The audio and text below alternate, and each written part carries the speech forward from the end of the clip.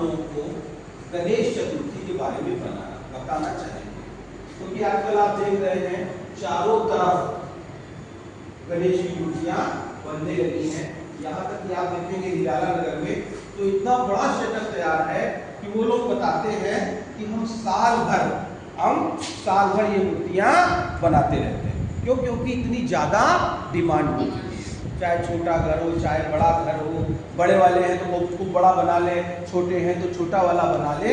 इसी तरीके से ये मूर्तियां आज कल 27 सितंबर से अधिकतर घरों में लग जाएंगी, ठीक है, या बैठा दी जाएगी। तो यहाँ इसका कहने का मतलब ये है कि ये हुआ था, ऐसा हुआ था कि 1836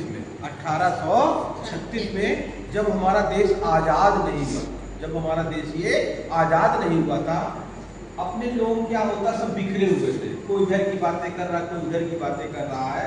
मतलब लोगों के अंदर कोई भी एक दूसरे के प्रति प्रेम नहीं, एक दूसरे के प्रति बड़ा बिखराव था। तो उसको जोड़ने के लिए महाराष्ट्र से बाल गंगाधर तिलक ने एक योजना बनाई। उसमें इन्होंने कहा था कि स्वराज्य हमारा जन्म सिद्ध अधिकार है। स्वराज्य हमारा जन्म सिद्ध अधिकार मतलब हमें आजादी में रहना ही रहना है। तो वो कैसे हो सकता है?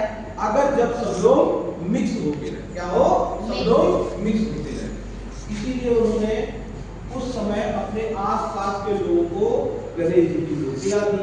जब गणेश जी की मूर्तियां दी तो मूर्तियां विसर्जित हुई।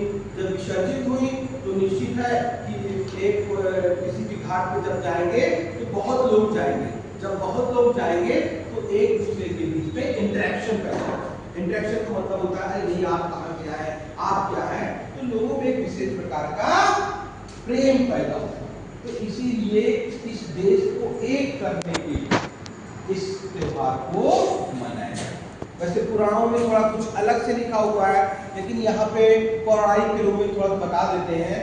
हुआ क्या था कि एक बार गुस्से में पार्वती जी नहा रही थी, तो वहाँ पे गणेश जी को ये ड्यूटी दी गई थी कि आप बाहर रहेंगे, कोई भी वहाँ पे उनके बाथरूम कक्ष में नहीं आ सकता है।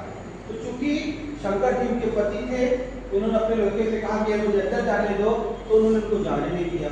तो आपको पता है कि शंकर जी कभी कभी बड़े गुस्से में आ जाते हैं, तो उसका सर शंकर जी ने काट दिया। जब शंकर जी ने उसका सर काट दिया तो जब पार्वती को ये बात पता चली कि अरे मेरा बेटा हमारी रक्षा करते हुए ऐसा हो गया, वो बहुत रोई, बहुत बेटी, और शंकर जी को उन्होंने शाप देने का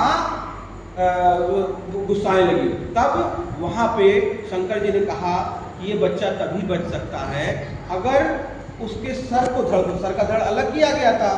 तब उन्होंने कहा कि अगर कोई भी हाथी अपने बच्चे को दूध पिला रही हो, उसका सर काट के ले आओ और लगा दो, ये बच्चा जिंदा हो जाएगा।